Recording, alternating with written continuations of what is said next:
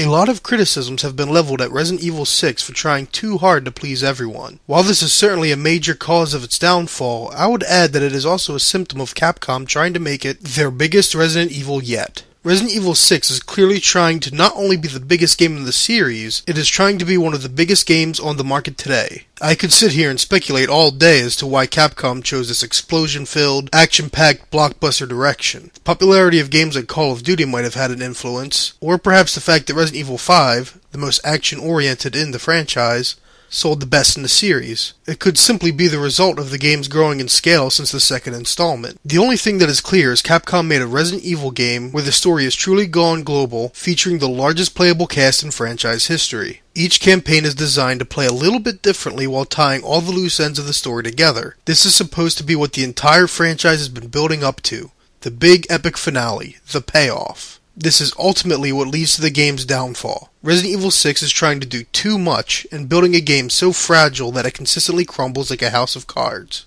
I'll be critiquing Resident Evil 6 in multiple parts. This first part will consist of shared gameplay across all of the campaigns. Then I will tackle each of the 4 interwoven storylines individually. This video series will contain major spoilers for the entire game, so if you haven't played Resident Evil 6 yet, still intend to do so, and don't want anything ruined for you, then I'd advise watching this video after you have had a chance to play through it.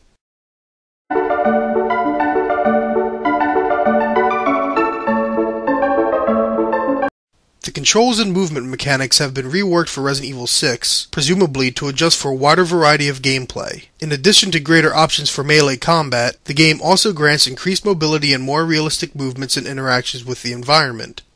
Or at least, theoretically. The adjustments made to movement may be more quote-unquote realistic, but that does not mean they are user-friendly. While your standard movement controls are fine and responsive, sprinting is a bit more difficult to control. You can feel every lunging step the character takes forward, and running anywhere but in a straight line is like trying to maneuver an oil tanker through a narrow and winding river. It is possible this is because sprinting was only intended for movement from cover to cover or when fleeing an immediate threat. The problem is the player is going to want to use the sprint for greater mobility and speed no matter what the situation. Sometimes the player wants to just quickly backtrack or cut through an area that requires a lot of twists and turns, or even desperately try to escape from enemies in a crowded corridor so they can reload or heal up without interruption. Sprinting, however, does not make this easy. Capcom also decided to add tripping over dead bodies as part of interacting with the environment. I suppose this was included for some level of realism, forcing the player to watch where they step. Or perhaps it was designed to make combat a bit more hectic. Either way, it goes from a brief novelty to a major annoyance really fast. In a real-life scenario, in a calm situation, someone may simply step over a dead body instead of completely walking around it. Yet the game assumes walking over the corpse is a complete lack of awareness on the player's part. Even if the player does manage to avoid all the dead bodies in a given room, it doesn't stop the AI from stepping over each one, resembling the clumsy protagonist in a crappy Sandra Bullock rom-com. Combat isn't made exciting by the inclusion of the stumble, and instead it makes it more frustrating. Anything that tears control away from the player and disrupts the flow of the game is just going to end in frustration. It's like a quick time event that results in instant death if the player doesn't have quick man on Red Bull reflexes. Fortunately, Resident Evil 6 never resorts to the "oh motherfucker."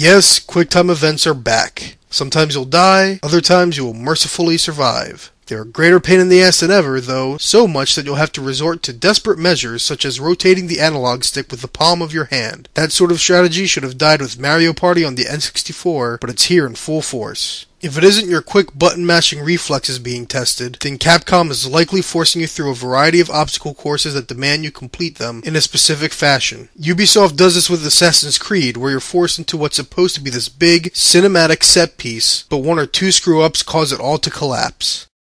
Player done f***ed up again, fellas. Alright, back to the loading screen, quiet on the set, take 27, and action! Big, cinematic set pieces are fun and all, sure, but only if the game successfully hints and telegraphs the necessary actions ahead of time for the player. Let them know where to go, or if it's all about testing their reflexes, give them plenty of room to screw up. QuickTime events are also littered throughout nearly every melee grapple section. Each time a foe catches you off guard, you're forced to mash a button or waggle a stick in a desperate attempt to shake them off. The downside of being grappled is supposed to be becoming vulnerable. Other zombies can now attack you more easily, close in tighter, and if you're not quick enough, the monster holding on to you will see fit to chew on your face a bit. Capcom decided that simply wasn't enough. Until the player succeeds at mashing waggle sticks, they'll also take damage, potentially leading to a vicious cycle of health loss. But fear not, Resident Evil 6 also comes with a brand new melee combat system. This is one of the few truly positive additions to the game Capcom has made. While it is still typically sluggish and awkward feeling, done at the right moments, a melee strike can be all you need to quickly finish off a foe. While a bit too context sensitive at times, a stunned enemy can swiftly be dispatched with their own weapon or the butt of your rifle with a simple button press. This will become imperative in order to save ammunition. Unfortunately, most players won't figure out precisely how the melee system operates, and as a result, its effectiveness will seem random. A player may mash a button until they can pull off a finishing move, but ultimately they'll be fighting in a most inefficient manner. This will also prevent them from making the best use out of Jake, a character designed to excel at hand-to-hand fighting. The entire system is predicated on different grades of stuns, and what sort of attacks or finishing moves the player uses are dependent on these stuns and where the player is positioned. This information is poorly communicated to the player, however, and as a result will remain a mystery. Instead, the melee combat system will come off as clunky and barely helpful throughout most of the game, especially when entering the very gun-focused levels in China that span all 4 campaigns. A lot of fans that have mastered the melee combat have called out a lot of reviewers for simply not knowing how to play the game properly. While it's true that knowing how to utilize the game's mechanics to their full potential will likely improve a player's experience, it is up to the game to communicate this information in a clear manner. Most players may not even realize they can counter enemy melee attacks effectively, and will go the entire game without disadvantage. This is not the player's fault. They do not suck at the game. The game was bad at communicating its mechanics to the player, therefore the game and its designers are what are at fault. As a result, the improved melee system goes to waste. In addition, one still has to wonder if the rest of the awkward controls were worth the price of better melee combat. One such awkward example was the ability to dive, slide, and become prone. With the exception of a few puzzles, this ability barely sees much purpose in any of the campaigns. It seems like a desperate last-stand ability to perhaps knock some nearby foes down while lying on the ground, or to roll or dodge in desperation as enemies are attacking, but movement is slow, enemies don't go down with even a single shotgun blast, and sometimes rolling around isn't nearly as responsive as desired.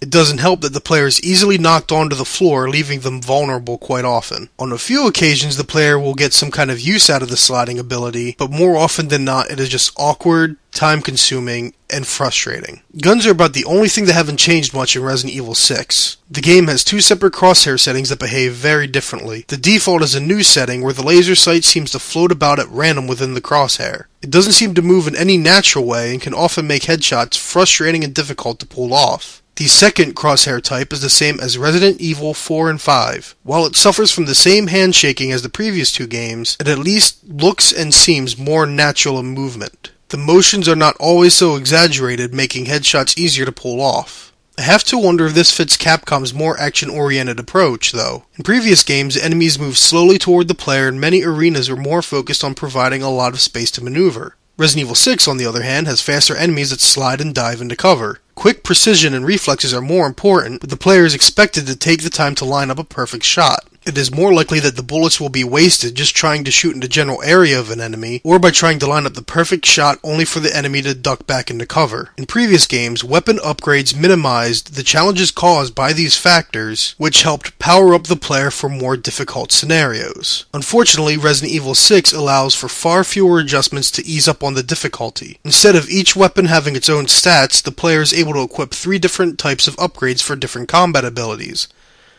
This could be for accuracy, damage dealt, melee combat, health, or other such attributes. Problem is, these abilities take so long to unlock and make such little difference as a whole that the player will never be able to have that new game plus power where a simple pistol is capable of blasting heads away in a single shot or a shotgun blast floors an entire hallway of creeps. Instead of greatly increasing the player's power and giving them a sense of real accomplishment or improvement or reward, the player's abilities are only increased marginally, likely to deal with the fact that they'll still be playing through several other campaigns, which will follow the same kind of difficulty curve expected out of a single game, game, rather than each campaign getting progressively more difficult. What results is a new game filled with buts. The melee combat is greatly improved, but the game doesn't really teach the player how to use it, and movement and mobility are actually quite awkward. The arenas and enemy AI are designed pretty well, but the upgrade system is near worthless and the crosshairs are fit for a much slower paced game rather than a fast paced one. These sorts of issues continue to permeate each of the campaigns, despite some of their more strong features and well designed gameplay segments.